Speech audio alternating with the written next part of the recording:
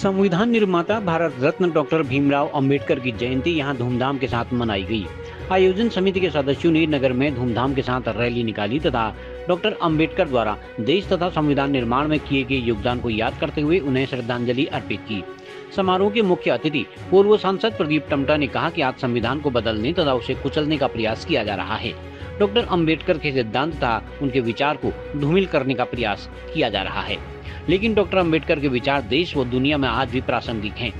समानता, समता तथा समान अवसर के सिद्धांत के बगैर देश व दुनिया प्रगति नहीं कर सकती है। आयोजन समिति के संयोजक संजय टमटा सहित विवेकानंद टमटा, पूर्व विधायक ललित परसवाण, पूर्व जिला पंचायत अध्यक्ष हरीश हैठानी, दलीप सिंह खेतवाल, इंद्र सिंह परिहार आदि ने डॉक्टर अंबेडकर को श्रद्धांजलि देते हुए उनके बताए मार्ग पर चलने का संकल्प लिया।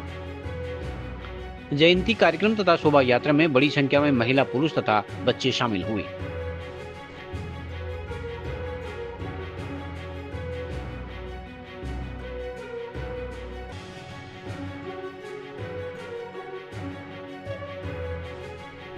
First of all, I want to say happy Ambedkar Jayanti to you all, and good afternoon. My name is Jil Tejwan and I am reading in class 8th from JNV Simar Bageshwar. I feel honored to stand before you to speak a few words about Dr. B.R. Ambedkar. Dr. Bhimrao Ramji Ambedkar, also known as Baba Saheb, was born on 14th of April 1891. He was a great social reformer, jurist, economist and the chief architect of the Indian Constitution. जी हाँ, सभी को अंबेडकर जयंती समारोह समिति जगन्नाथ बागेश्वर की ओर से बहुत बहुत बधाइयाँ एवं शुभकामनाएँ। आज पूरे देश भर में सहित पूरी दुनिया भर में बाबा साहब डॉक्टर भीमराव अंबेडकर जिनका जन्म दिवस समारोह मनाया जा रहा है। इसी क्रम में हम जनपद बागेश्वर में भी मनाए रहे हैं। इससे पूर्व 12 अप्रैल को पूरे जिले स्तर पर भाषण एवं निबंध प्रतियोगिताएँ इसमें आयोजित की गई थी और आज पुनः शोभा यात्रा प्रारंभ से चली आ रही है और आयोजन स्थल जिला पंचायत बागेश्वर में हम इस कार्यक्रम को आयोजित कर रहे हैं। बाबा साहब का जिस पूरा जीवन ही उनका स्वतंत्रता, समानता और बंधुत्व और सामाजिक न्याय की लड़ाई में लगा है और इस कार्यक्रम के माध्यम से जितने लोग उनको मानते हैं, जिनके जीवन में उनके संघर्ष से क्रांतिकारी बदलाव आए, वह सब एक महापर्व के रूप में इसमें मानते हैं। इसमें हम संदेश देते हैं कि जितने भी उतने मानने वाले लोग हैं, बाबा साहब को, उनके विचारों को पढ़ें, उनको जानें और कैसे भारत की वो कल्पना करते थे, उस भारत के लिए हम लगातार संघर्ष करते रहेंगे। उस भारत को जो मूल उद्देश्य उसका था स्वतंत्रता, समानता, बंधुत्व और सामाजिक न्याय, और तब तक जो है यह संघर्ष जारी रहेगा। बाबा साहब के विचार और उनके विचारों की प्रासंगिकता जारी रहेगी जब तक इसकी आवश्यकता पूरी महसूस की जाती रहेगी। सबसे पहले पूरे राष्ट्र के माध्यम से, पूरे जनपदवासी के, पूरे प्रदेश के माध्यम से बाबा साहब भीमराव अम्बेडकर जी को बहुत बहुत अपनी शुभकामनाएं देता हूं। अंतोगता उन्होंने इस राष्ट्र को बनाने में अपनी बहुत महत्वपूर्ण योगदान दिया। आज हम जहां भी चल रहे हैं, जो भी हम हैं, वो संविधान के ही खातिर हैं। मैं इस बात पर एक अपनी राय भी व्यक्त करना चाहता हूँ, क्योंकि आज हमारे वक्ता लोग बहुत कुछ कहते हैं कि बाबा साहब के बारे में। अतीत में नहीं जा करके मैं मीडिया के माध्यम से निवेदन करना चाहता हूँ कि संघर्ष करो, शिक्षित रहो और संगठित रहो। अगर हम दो शब्दों को ठीक जोड़ें, शिक्षित रहो और संघर्ष करो, अगर हम इन्हीं शब्दों को लेकर चलें कि आप तो समानता का अधिकार है भी, आज जहाँ पढ़ सकते हैं, आप जो कर सकते हैं, आप जहाँ जा सकते हैं, जहाँ व्यापार कर सकते हैं, आप तो खुला है। उस समय की परिस्थितियाँ क्या थी, मैं मीडिया के माध्यम से पूरे भारत वर्ष से करना चाहता हूं कि उस समय की परिस्थितियां क्या थी, इस पर हमें पता हुआ करने की ज़रूरत नहीं है। आज हम देश की संभावनाएं हैं, इस संभावना पर अपनी निगाह रखो, शिक्षित रहो।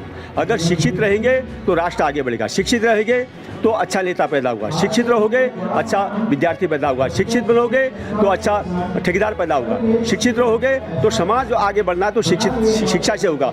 लेकिन 100 नंबर की शिक्षा कोई कुछ होने वाला नहीं है। मैं सबसे निवेदन करना चाहता हूँ, अगर बाबा साहब को सच्ची श्रद्धांजलि देनी है तो उनके जो संघर्ष और शिक्षा की बात है वो ओरिजिनल ही होनी चाहिए, वो दिखाव में नहीं होनी चाहिए। जैसे कि पूरा राष्ट्र आगे बढ़े, अगर पूरा राष्ट्र आगे बढ़ेगा हम भी आगे बढ़ेंगे। उसके साथ सभी का धन्यवाद देता हूँ और इन जो आयोजक मंडल से भी निवेदन करना चाहता हूँ, आप बाबा अंबेडकर साहब को अगर श्रद्धांजलि देते अतीत में नहीं जा करके और भविष्य की तरफ जाएं, ये मेरी बहुत बहुत शुभकामनाएं। देखिए, मूर्ति स्थापना का जिसमें प्रस्ताव आया था उस समय 1000 व्यक्तियों के द्वारा सहस्त्राक्षरित पत्र मुझे मिला विडंबना ऐसी उस महामानव जिसने पूरे भारत को संविधान दिया, महिलाओं से लेके सबके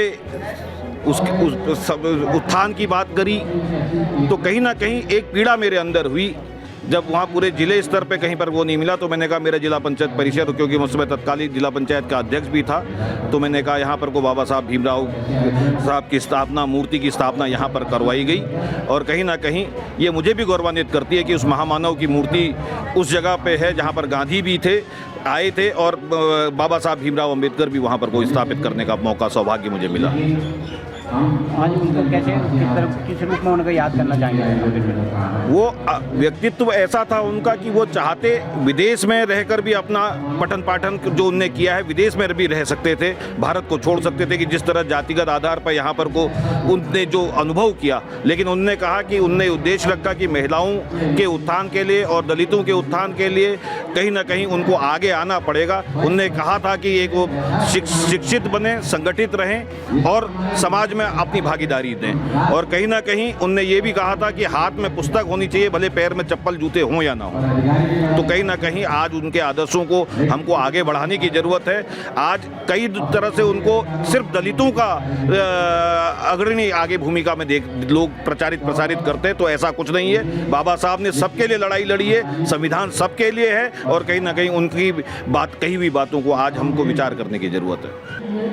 आज मेरे ख्याल से मुझे लगता है कि अंबेडकर जिस दौर में थे जब उसने अपना संघर्ष स्थापित किया था, आज डॉक्टर अंबेडकर की प्रासंगिकता और ज़्यादा महत्वपूर्ण हो गई, क्योंकि जिन मूल्यों के लिए, जिन समानता के लिए इस देश को इस सबका देश बने, जिस विरासत को लिए अंबेडकर लड़े थे, जो विरासत हमारे संविधान में है, और हमारे संविधान की जो विरासत है, एक तरफ स्वतंत्रता संग्राम की है और दूसरी विरासत है हजारों वर्ष पहले महात्मा बुद्ध ने जो मानव समता की लड़ाई लड़ी। आज इन्हीं विरासतों पर, इन्हीं मूल्यों पर सबसे ज़्यादा हमला हो रहा है। कितने अफसोस की बात है, आज भी एक हमारे लीडर अपोजिशन के नेता प्रतिपक्ष मंदिर में जाते हैं और उसके बाद उसकी मूर्ति को गंगा जल से पवित्र किया जाता है। कि आज भी व्यक्ति की वो गरिमा नहीं, यही तो मानव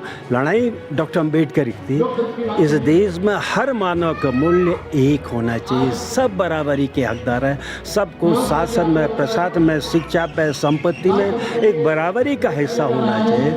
आज उस पर हमला हो रहा है, इसलिए मैं समझता हूँ आज डॉक्टर अंबेडकर की प्रासंगिकता और ज़्यादा हमारे लिए भी और दुनिया के लिए भी सबसे ज़रूरी होगी।